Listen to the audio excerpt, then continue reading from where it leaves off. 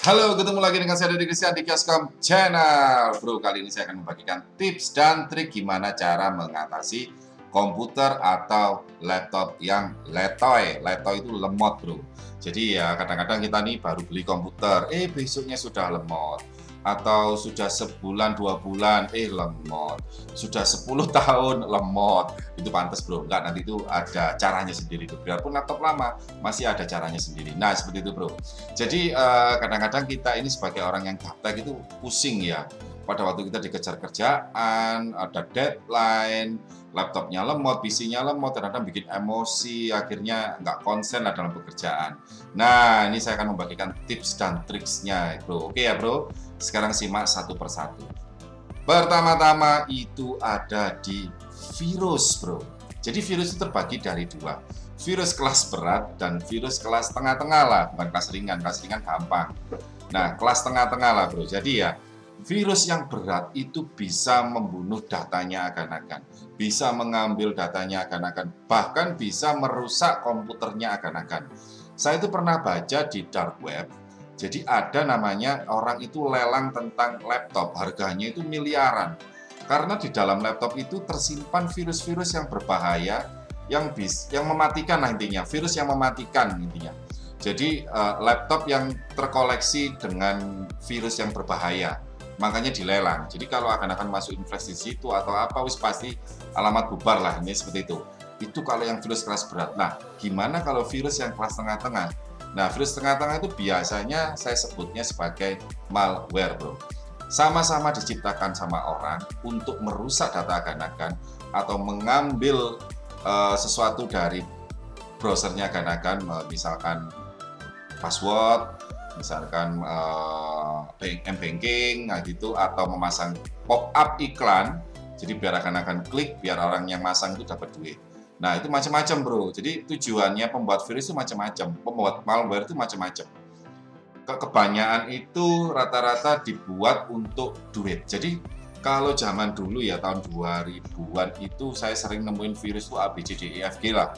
Lah, semakin lama virus-virus ganas itu hampir nggak ada. Tapi virus malware itu banyak banget, bro. Karena mungkin ya si hackernya atau si pembuat virusnya itu sudah mikir, mending cari duit daripada ngerusakin komputer orang. Nah, gitu loh, bro. Ini seperti itu. Terus kadang-kadang virus itu dibuat untuk sebuah antivirus. Jadi misalkan saya punya antivirus merek A, bro. Jadi saya ini programmernya antivirus itu membuat virus biar kalau orang kena itu mau nggak mau obatnya harus pakai software antivirus saya. Nah, bisa seperti itu, bro. Nah, oke. Sekarang cara menanganinya itu gimana sih, bro? Simple, bro. Kalau saya selalu mengaktifkan Windows Defender. Windows Defender, jadi akan ini udah buka, bro ya. Masuk ke sini, pencet Defender. Nah, pencet yang ini, bro. Nah, Windows Defender ini adalah antivirus bawaannya Windows Defender, jadi dia bertahan dari serangan malware, bro. Jadi Windows Defender ini benar-benar sudah canggih banget daripada Windows Defendernya Windows 7. Ini Windows 10 ini benar-benar hebat banget. Hampir saya ini ya nggak pernah install namanya antivirus.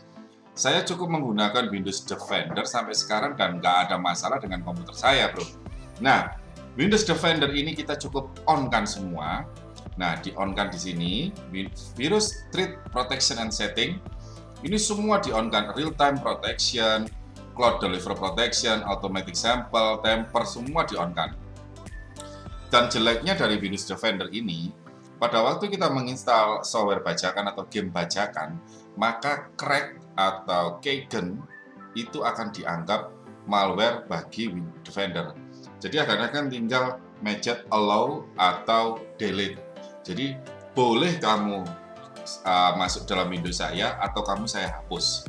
Nah, nanti ada pilihannya seperti itu, bro. Pada waktu akan copy atau install seperti itu. Jadi ini sangat penting, Windows Defender pertama-tama. Oke, yang kedua, bro, saya menggunakan aplikasi tambahan, bro. Nah, pertama saya buka Google. Ini adalah aplikasi gratis, bro. Adware Cleaner. Kalau sekarang sudah berbayar, namanya itu Malwarebytes. Tapi akan-akan jangan milih yang ini, pilih yang kedua yang tulisannya tooltips.net. Nah, ini adalah aplikasi scanning untuk malware. Dia bisa men-scan sampai ke registry dan yang lain-lain. Jadi bukan seperti software CC Cleaner, dia benar-benar dikhususkan untuk malware. Dan kalau ketemu malware itu, maka sistem akan restart sendiri. Biasanya saya menggunakan Adware Cleaner ini sampai 2 kali. Contoh nih bro, ini saya download Adware Cleaner-nya. Nah, biasanya nunggu dulu karena kan gratis bro. Ini ampuh banget, nggak tahu kenapa. Ini saya dari dulu, saya memakai Adware Cleaner. Kalau Chrome saya atau Mozilla saya atau browser saya itu merasa nggak enak, lemot, atau banyak yang kelihatan seperti ada phishing atau banyak iklan, itu saya sikat dengan software Adware Cleaner ini bro. Nah, seperti gini, diinstal, I agree, sudah tinggal scan aja. Oke, di scan, seperti ini, selesai. Berhubung ini Windows baru, jadi nggak ada virus sama sekali. Udah, nggak ada bersih. Kalau ada, dia akan keluar di sini semua banyak. Habis itu akan pencet restart. Nah, tapi ada versi premiumnya, yaitu akan beli Try Malware Byte Protection. Nah, seperti ini bro. Cuma dengan yang gratisnya sudah bagus banget kok. Oke ya. Jadi pertama-tama adalah Defender. Terus kalau masih kurang bagus akan bisa pakai Adware Cleaner. Udah. Oh ya, satu lagi bro.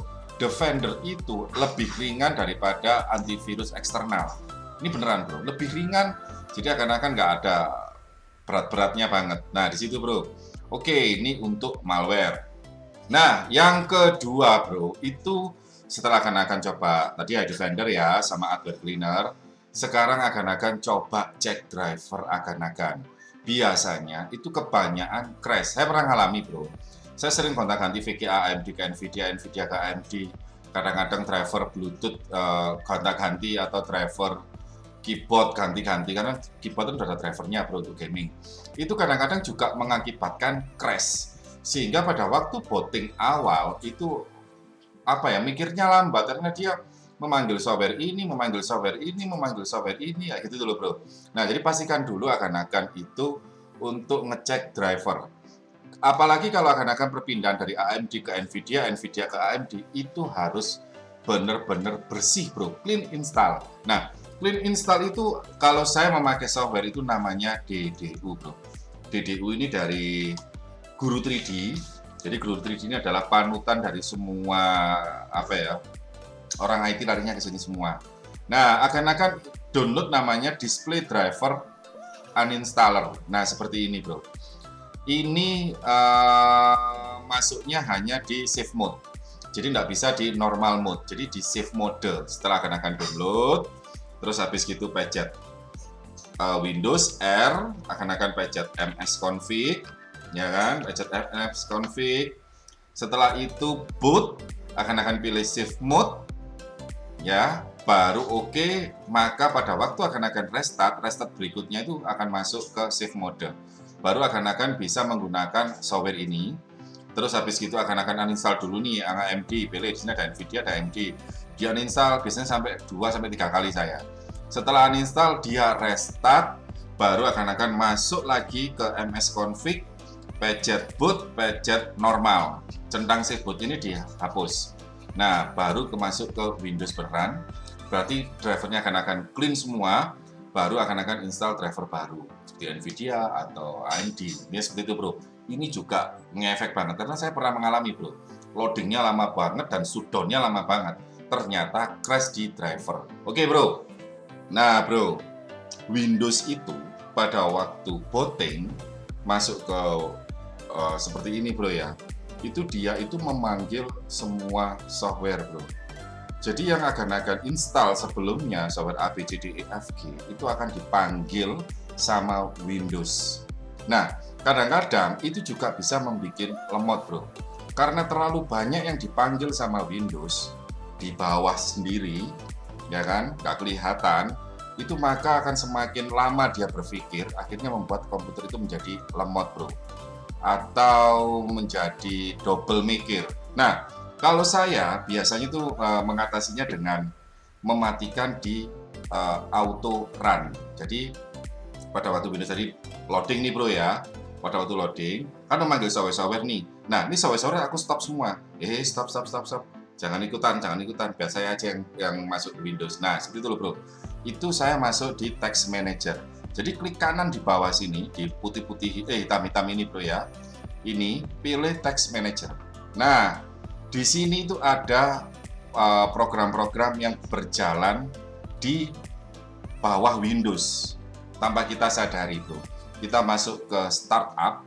Nah, jadi pada waktu saya load Windows, menyalakan Windows, maka Windows itu akan memanggil Adobe Creative Cloud, Adobe Updater, CC Process, Microsoft OneDrive, Spotify, ada Defender. Nah, kalau gini ini, biasanya saya itu mematikan yang nggak penting-penting, yang tidak saya butuhkan, tidak saya on-kan. Terus di sini tuh ada namanya Startup Impact.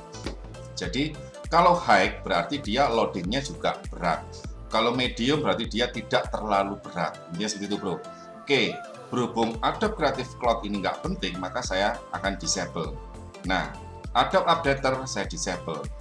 Ini CC Process juga saya disable.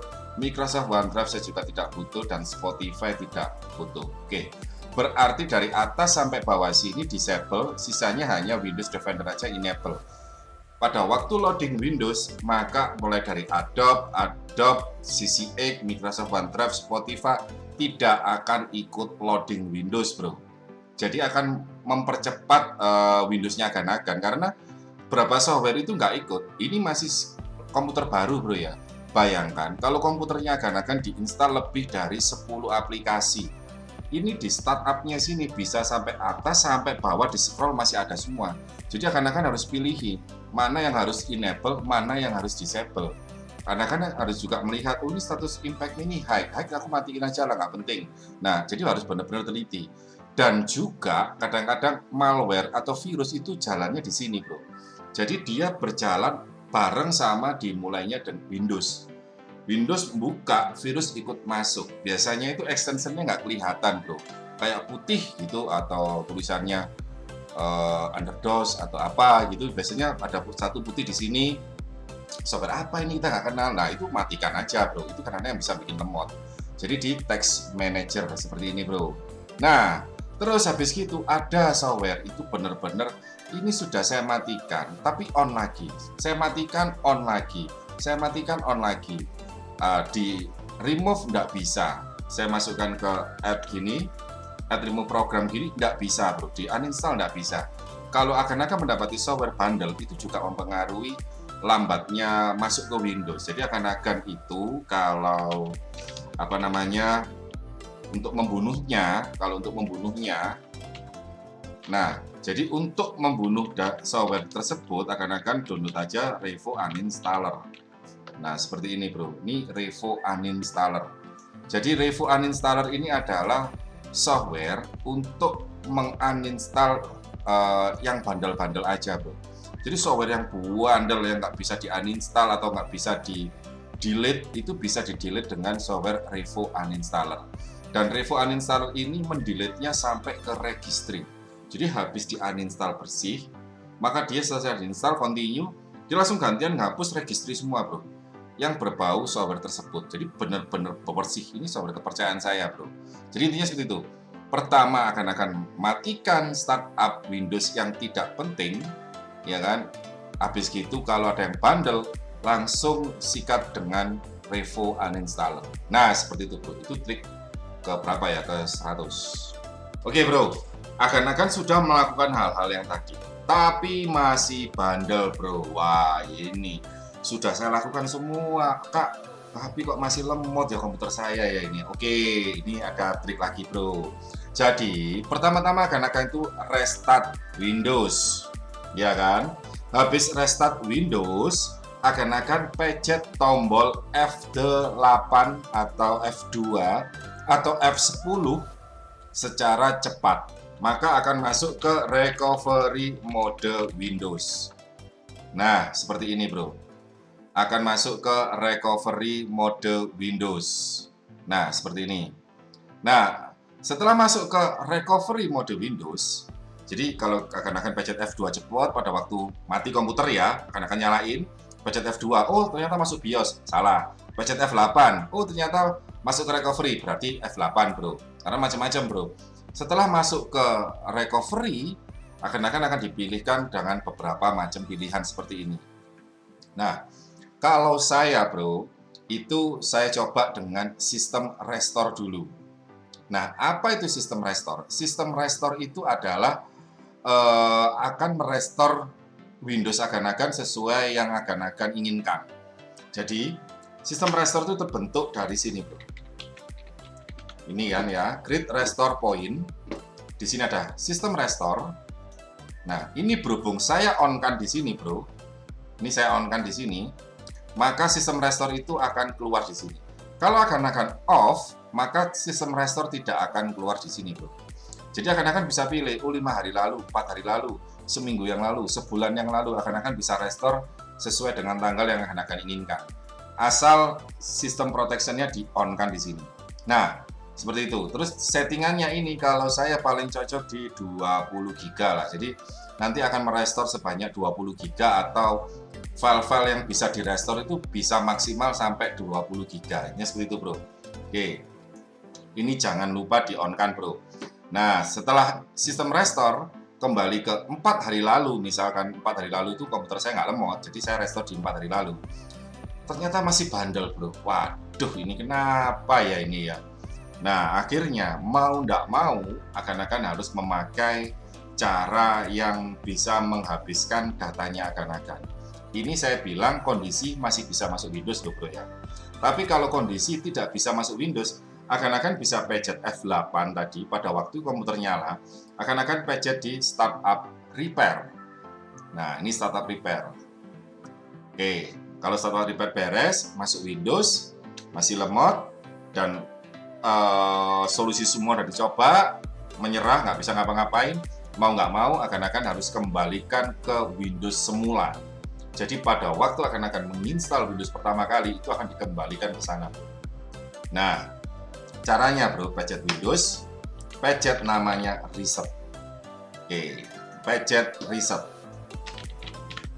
Nah ini bro, setelah pencet reset, maka akan mulai memikirkan bahwa data mana yang harus saya selamatkan sebelum saya pencet get start atau restart now. Jadi akan masuk ke my computer. Ini ada drive saya. Nah, ini akan copy mana file yang penting di disk eksternal, misalkan desktop, dokumen, download musik atau YouTube atau D atau C, terserah akan selamatin dulu semua di disk eksternal, baru akan pencet get start. Nah, dari situ akan dipandu next. Nanti komputer itu akan restart dan dia akan loading 1-100%. Habis itu masuk Windows akan seperti baru lagi, jadi seger banget, nggak ada aplikasi apa-apa. Nah seperti itu bro, jadi akan kembali ke settingan awal atau kembali ke Windows baru. Pertama kali akan beli laptop atau beli PC, tapi tanpa ada software bro. Nah di settingan sistem restore tadi atau di reset tadi, itu ada pilihannya bro. Mau yang di reset C saja, mau yang di reset C, D, E semua, atau C tapi datanya saya ada, atau C tapi di semuanya dihapus. Jadi banyak macam pilihan, jadi akan harus milih dengan benar. Oh saya pengennya C tapi datanya ada, atau mungkin C, D, E semua gitu. Tapi biasanya bro yang bikin lemot itu malah virus-virus atau malware yang ada di drive lain bro. Jadi kalau saya itu mending saya reset semua, atau kalau paling fatal saya install ulang. Nah seperti itu bro. Oke, setelah saya install ulang atau saya reset masih bandel bro, berarti akan harus membeli laptop baru atau PC baru. Nggak ada bro. Jadi gini, ada pertama-tama itu akan cek dulu, akan laptop atau PC-nya itu memakai hard disk atau SSD bro. Kalau masih memakai piringan atau hard disk, berarti untuk membaca filenya dia harus muter dulu, makanya lambat. Hard disk semakin lama, maka piringannya sama jarumnya ini akan semakin tidak presisi. Nah, kalau nggak presisi, maka dia akan mulai melambat bro. Dan hard disk itu mulai bunyi cik. Wah sudah itu buang aja bro. Nah, cek dulu. Kalau akan pengen lebih cepat lagi, ganti ke SSD. Nah, seperti itu bro. Jadi bisa juga sudah semua dilakukan, ternyata memang harddisknya lemot, RPM-nya rendah, 5400. Nah, jadi itu akan harus cek dulu. Itu dalam hardware bro ya. Terus habis itu bro, akan juga cek lagi nih. Misalkan nih bro, saya itu sukanya Windows 10. Tapi laptop saya ini Intel Celeron, RAM-nya 1 GB, harddisknya 320 GB. Ya jelas lemot bro. Mau diapain tetap lemot. Karena Windows 10 itu minimum requirement-nya itu sudah 2 GB sampai 4 GB. Bahkan 2 GB itu lemot bro. Saran saya itu di 4 GB ke atas sampai 8 GB. Paling enak Windows 8. Windows 10 itu adalah di 8 GB memori. Jadi kalau akan memakai 1 GB, 2 GB, ya maklum aja bro. Memang hardware akan ini tidak bisa menjalankan Windows terbaru. Mau nggak mau akan harus downgrade ke Windows 7. Nah, seperti itu bro. Nah bro, seperti itu bro. Jadi nanti kedepannya saya akan membagikan tips trik lagi macam-macam. Mulai servis laptop, servis PC, atau teknologi terbaru, atau unboxing. Banyak banget, jangan lupa subscribe bro, oke? Saya dari Andika Channel, salam teknologi.